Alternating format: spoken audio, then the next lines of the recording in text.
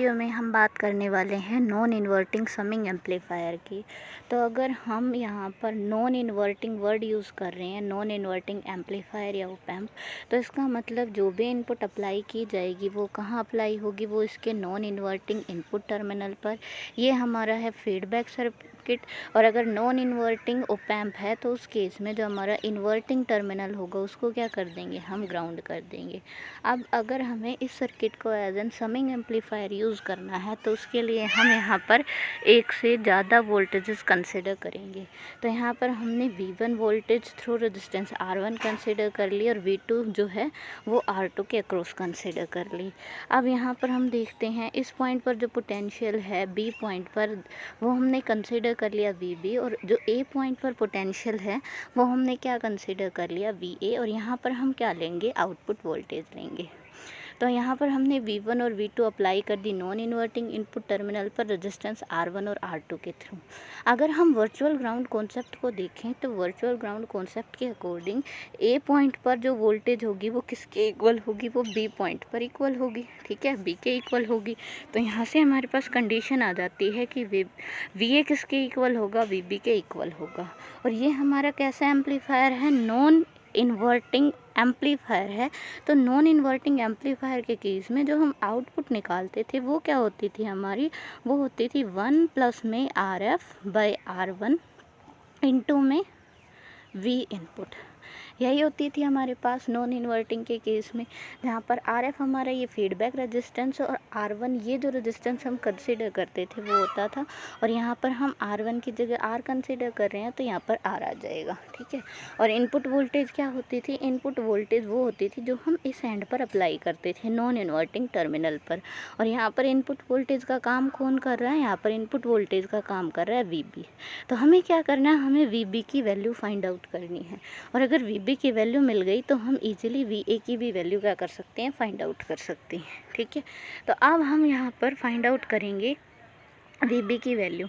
तो VB की value कैसे फाइंड आउट कर सकते हैं, VB आपको कहाँ दिखाई दे रहा है, VB आपको यहाँ पर दिखाई दे रहा है। ठीक है, तो ये सर्किट हम उठा लेंगे और यहाँ से VB की वैल्यू फाइंड आउट करेंगे। तो ये हमारे पास वो सर्किट है। ठीक है, ये हमारे पास ये सर्किट है। तो यहाँ से अगर हम VB की वैल्यू देखें तो इस सर्किट को हम कैसे रीड्रॉ कर सकते हैं, इस टाइप से भी ड्रॉ कर सकते हैं कि यहाँ पर दोनों को क्या कर दिया, हमने ग्राउंड कर दिया। अब जैसा कि मैंने आपको पहले भी बताया था कि अगर आप KCL या KVL यूज़ करना चाहते हैं तो उसके लिए जिस पॉइंट पर आपको वैल्यू फाइंड आउट करनी है, जिसकी वैल्यू फाइंड आउट करनी है, वहाँ पर आपको क्या करना होगा, वहीं से सारी मेजरमेंट कंसिडर करनी होगी। ठीक है, तो यहाँ पर हमें VB की वैल्यू फाइंड आउट करनी है तो हम सारी मेजरमेंट कहाँ से लेंगे, हम सारी मेजरमेंट VB से कंसीडर करेंगे। तो यहाँ पर क्या हो जाएगा, अगर हमें इसके अक्रॉस R1 रेजिस्टेंस के अक्रॉस करंट देखना है तो वो क्या होगा, जहाँ से हमें मेजरमेंट लेनी है वो पॉइंट है ये B पॉइंट। तो ये बनेगा VB माइनस V1/R1। ठीक है, VB माइनस V1/R1। ठीक है, अब हमारे पास R2 के लिए अगर करंट निकालना है तो वो क्या होगा, VB माइनस V2/R2। और इन सब का सम कितना हो जाएगा, वो 0 हो जाएगा। तो इस टाइप से KCL लगाकर हम यहाँ पर क्या कर सकते हैं, VB की वैल्यू को फाइंड आउट कर सकते हैं। अब VB की वैल्यू फाइंड आउट करने के लिए VB वाली टर्म को एक साथ कंसिडर कर लेंगे और बाकी बची हुई टर्म को एक साथ कंसिडर कर लेंगे तो हमारे पास ये एक्सप्रेशन बनेगा। ठीक है, अब यहाँ से VB को कॉमन लेते हुए इस एक्सप्रेशन को हम कैसे लिख सकते हैं, 1/R1 प्लस में 1/R2। और जब LCM लेके इसको सोल्व करेंगे तो हमारे पास ये टर्म बचेगी, और जब इधर से सोल्व करते हैं तो हमारे पास ये टर्म बनती है। तो यहाँ से अगर हम VB की वैल्यू फाइंड आउट करते हैं तो VB की वैल्यू क्या आ जाती है हमारे पास, VB की वैल्यू आती है ये R2V1 प्लस में R1V2/R1 प्लस में R2। ठीक है, अब VB की वैल्यू फाइंड आउट हो गई तो हम इजीली क्या फाइंड आउट कर सकते हैं, आउटपुट वोल्टेज, जो कि हमारी किसके इक्वल थी, जो कि हमारी इसके इक्वल थी। ठीक है, तो यहाँ पर जो आउटपुट वोल्टेज आ रही है उसके अंदर इस VB की वैल्यू को पुट कर देंगे। तो जैसे ही VB की वैल्यू को हम पुट करेंगे तो हमारे पास क्या आ जाएगी, आउटपुट वोल्टेज आ जाएगी। यहाँ पर हमने VB की वैल्यू को पुट कर दिया। अब यहाँ पर हम देख सकते हैं कि ये जो आउटपुट का एक्सप्रेशन आ रहा है वो काफ़ी कॉम्प्लिकेटेड आ रहा है। ठीक है, और हमें क्या करना है, इसको एज एन समिंग एम्पलीफायर लेना है। ठीक है, तो उसके लिए हमें क्या करना होगा, उसके लिए कुछ कंडीशंस लगानी होगी, तभी हम यहाँ पर ये प्रूव कर पाएंगे कि ये हमारा समिंग एम्पलीफायर की तरह काम कर रहा है। ठीक है।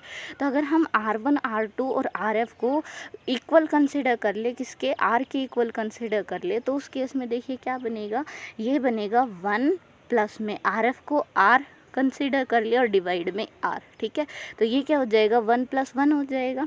यहाँ पर अगर कंसिडर करें तो यहाँ पर हमारे पास क्या बनेगा, यहाँ पर बनेगा RV1 + RV2। तो वहाँ से R को हम कॉमन ले लेंगे, नीचे क्या हो जाएगा, R प्लस में R, ये हो जाएगा 2R।